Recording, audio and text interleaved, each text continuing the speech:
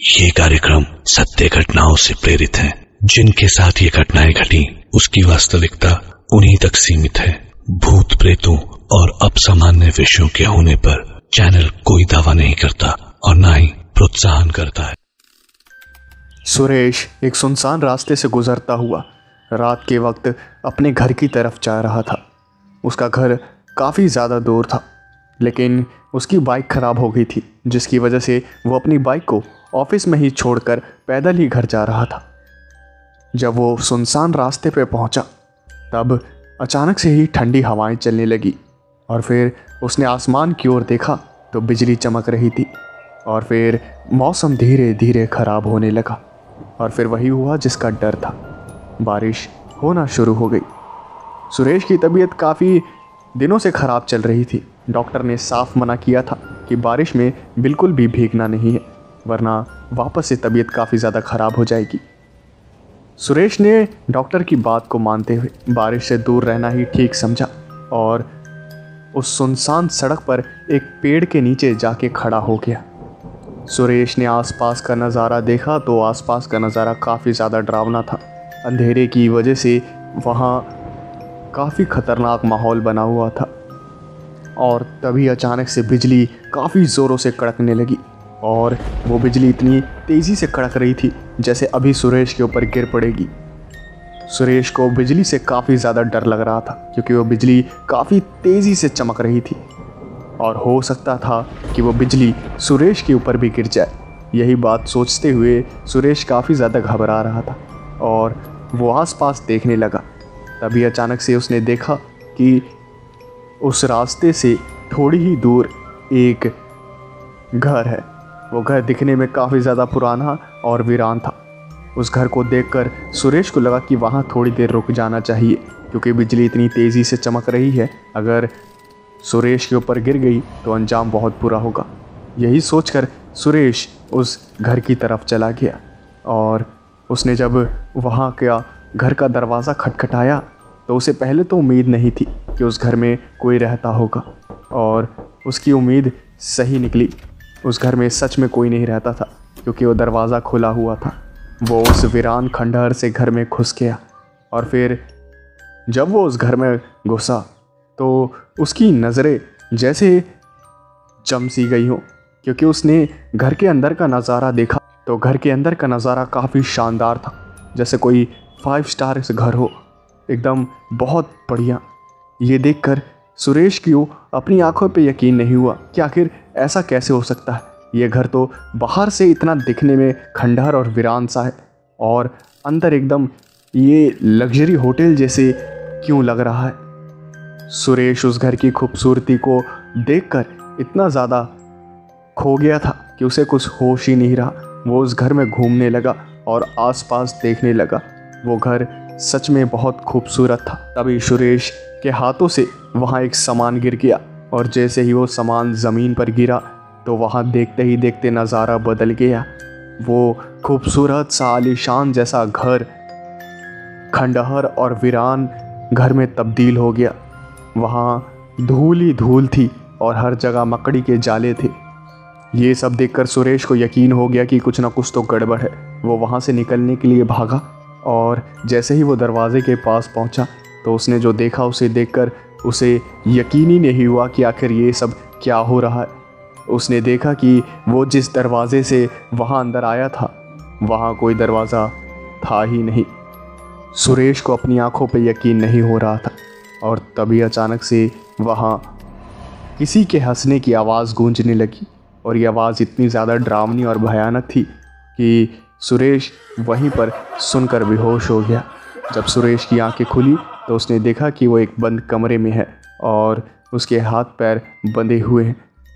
वो अपने आप को छुड़ाने की कोशिश करने लगा, लेकिन उसकी हर कोशिश नाकामयाब हुई और वही हंसने की आवाज़ वापस आने लगी और उस अजीब सी आवाज़ ने कहा कि कोशिश करने का कोई फायदा नहीं है, अब तुम यहीं रहोगे हमेशा के लिए। यहाँ से बाहर जाने का कोई रास्ता नहीं है।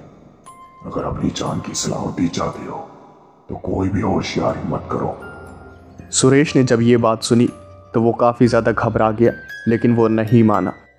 वो अपनी पूरी जान लगाकर अपने आप को आज़ाद करने की कोशिश करने लगा और वो आज़ाद हो भी गया। वो उस घर से निकलने की कोशिश करने लगा, लेकिन वहाँ कोई दरवाज़ा पूरे घर में था ही नहीं। वो घर बिल्कुल खंडहर वीरान सा था, हर जगह सिर्फ मकड़ी के जाले थे। वो घर दिखने में इतना ज़्यादा डरावना था कि सुरेश का वहाँ रहना मुश्किल होता जा रहा था। वो जल्द से जल्द उस घर से निकलना चाहता था, लेकिन उसे कोई भी रास्ता नहीं सूझ रहा था कि आखिर उस घर से निकले तो निकले कैसे। सुरेश ने अपनी पॉकेट्स में हाथ डाला तो उसका फ़ोन उसके पॉकेट में नहीं था, उसका ना ही वॉलेट उसके पॉकेट में था। दोनों चीज़ें गायब हो गई थी। पूरी जेब सुरेश की खाली हो गई थी। ये देखकर वो और भी ज़्यादा घबरा गया। उसे यही लगा था कि वो फ़ोन करके मदद बुला लेगा, लेकिन मदद बुलाए तो बुलाए कैसे, फ़ोन तो उसका अब गायब हो गया है। और ये सब देखकर सुरेश वहीं पर बैठकर रोने लगा।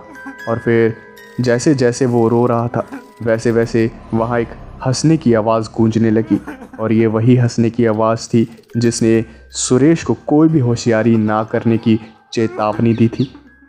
सुरेश पछता रहा था कि आखिर वो इस खंडर वीरान घर के पास आया ही क्यों। सुरेश ने जैसे तैसे अपने आंसू पोंछे और फिर वहाँ आसपास छानबीन करने लगा कि कहीं से कोई तो रास्ता होगा वहाँ से बाहर जाने का। और तभी अचानक से उसकी नज़र एक आईने पर पड़ी और वो आईने के सामने जाकर खड़ा हो गया। सुरेश उस आईने में खुद को देख रहा था। तभी अचानक से उसका जो रिफ्लेक्शन था, जो कि शीशे के अंदर था, वो बाहर निकल कर बोला कि बाहर जाने का कोई रास्ता नहीं है।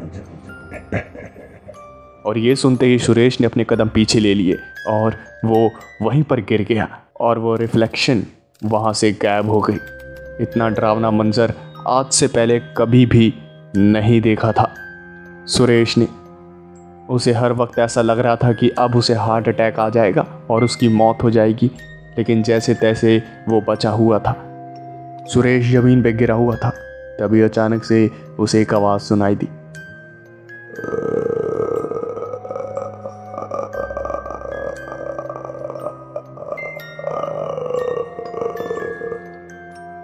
और सुरेश ने डरते हुए उस दिशा में देखा जिस दिशा से ये आवाज़ आ रही थी।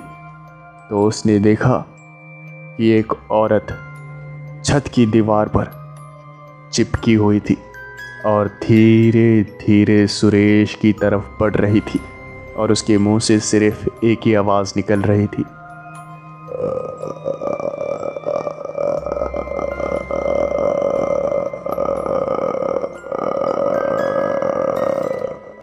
सुरेश ये सब देखकर पागलों की तरह रोने लगा और वहाँ से भागने लगा, लेकिन वो जाए तो जाए कहाँ। इतना बड़ा घर था, हर जगह सिर्फ धूल मिट्टी और मकड़ी के जाले थे। उसे कुछ समझ ही नहीं आ रहा था।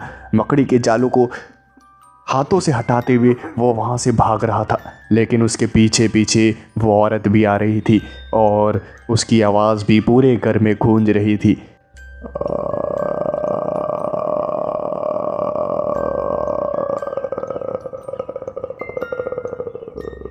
सुरेश काफ़ी ज़्यादा घबरा गया था और वो सिर्फ ऊपर वाले से दुआ मांग रहा था कि जैसे तैसे उसकी जान बच जाए, वो वापस से कभी ऐसी खंडर और वीरान जगह पर आने की गलती नहीं करेगा। वो इतना ज़्यादा घबरा गया था कि वो एक पलंग के नीचे जाकर छुप गया और ऊपर वाले का नाम लेने लगा, लेकिन तभी अचानक से वही आवाज़ वापस आने लगी।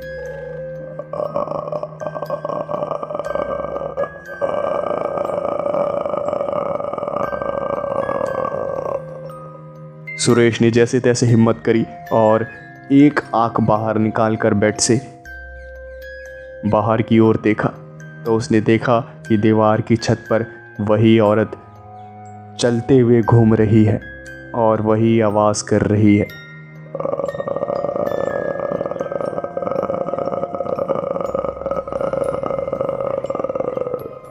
सुरेश काफ़ी ज़्यादा डर गया और वापस से बेड में छुप गया। बेड के नीचे वो लेटा हुआ था और उसने अपनी आंखें बंद कर रखी थी और उसने 5 मिनट तक अपनी आंखें नहीं खोली। यही सोचता रहा कि वो औरत अब चली जाएगी, अब चली जाएगी।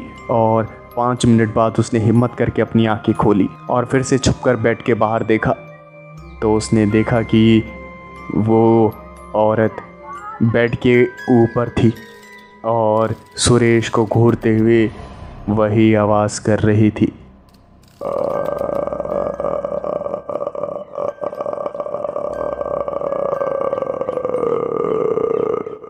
सुरेश उस बेड के नीचे से निकला और पागलों की तरह फिर से भागता हुआ वहाँ से निकला। वो कहाँ जाए उसे कुछ भी समझ नहीं आ रहा था। वो बस रोए जा रहा था और भागे जा रहा था, लेकिन उसके पीछे वही औरत चलती हुई आए जा रही थी। धीरे धीरे उसके बढ़ते हुए कदम सुरेश के दिल की धड़कनों को तेज़ करते जा रहे थे। ऐसा लग रहा था कि मानो अब सुरेश को हार्ट अटैक आ जाएगा।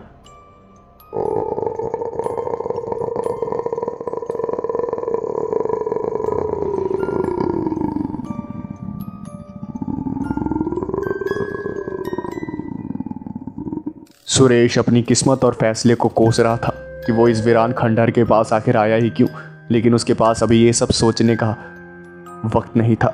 उसे सिर्फ उस डरावने घर से बाहर निकलना था और वो बस इसी चाह में भागे जा रहा था। लेकिन एक घर में वो आखिर भागे तो भागे कितना।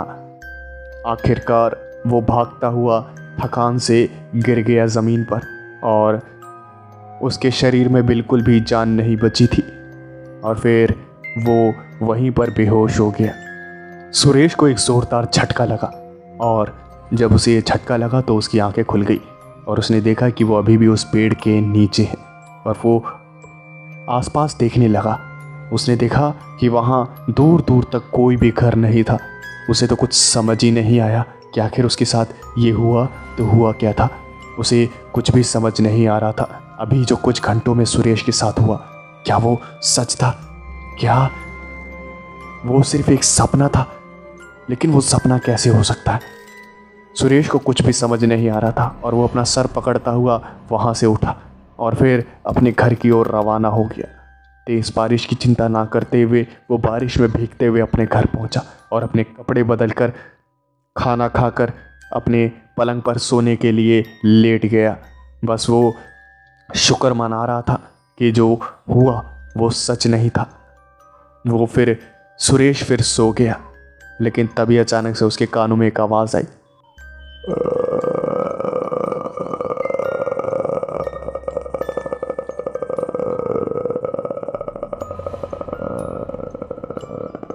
सुरेश खौफ से भर गया और उसने अपनी आंखें खोली तो उसने देखा कि छत की दीवार पर वही औरत चलते हुए सुरेश के पास आ रही है और आते आते एक बात बोल रही है।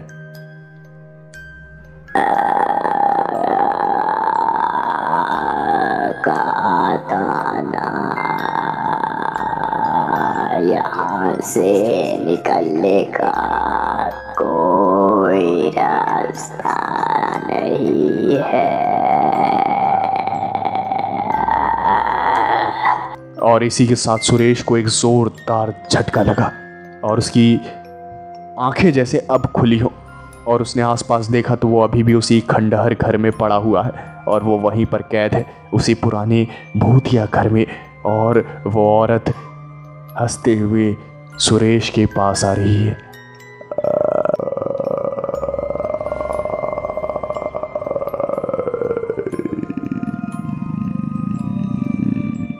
कहते हैं कि सुरेश उस रात के बाद से किसी को दिखा नहीं, लेकिन उस सुनसान रास्ते से गुजरने वाले कई लोगों ने दावा किया है कि उन्होंने एक आदमी को देखा है जो कि मना करता है कि यहाँ कोई भी सुनसान वीरान घर दिखे तो उस घर में मत जाना, वहाँ वो रहती है।